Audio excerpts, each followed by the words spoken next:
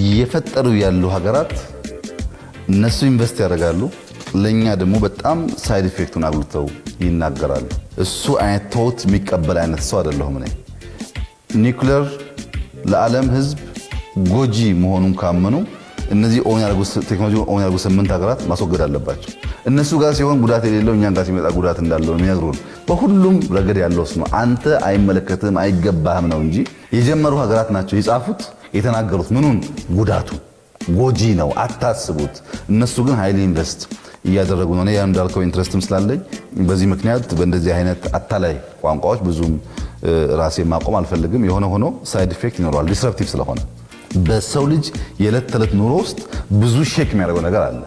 ያን ተምረን ሪስኩን ማኔጅ አድርገን ውጤቱን እንጠቀምበታለን።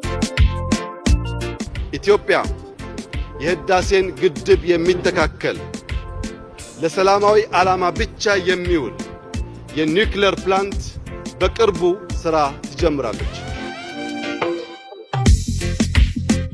በቅርቡ ኢትዮጵያ የኒውክሌር ፕላንት ስራ ጀምራለሁ ብላ ማወጇ ይታወቃል። አንዳንዶች ከኢነርጂ ጋር ብቻ አገናኝተው አይተውታል። በኒውክሌር ቴክኖሎጂ ላይ ኢትዮጵያ መስራት ስትጀምር የሕክምና ሳይንስ ያድጋል፣ ፕሪሲሽን ፋርሚንግ ያድጋል፣ የውሃ አጠቃቀም ያድጋል። አሁን የምናወጣቸው ተማሪዎች የሚመራመሩበት፣ የሚሰሩበት፣ የሚያድጉበት፣ የሚወዳደሩበት አቅም ይገነባሉ። ኢነርጂ ብቻ አይደለም።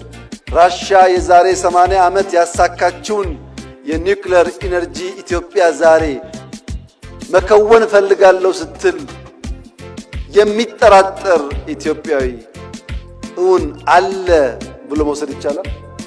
ህሊና ያለው ሰው የዛሬ 80 ዓመት የተሞከረና የተሳካን ነገር ዛሬ ለመጀመር እንዴት ድፍረት ያጣል? ኢትዮጵያ ትችላለች፣ ትጀምራለች፣ ትጨርሳለች።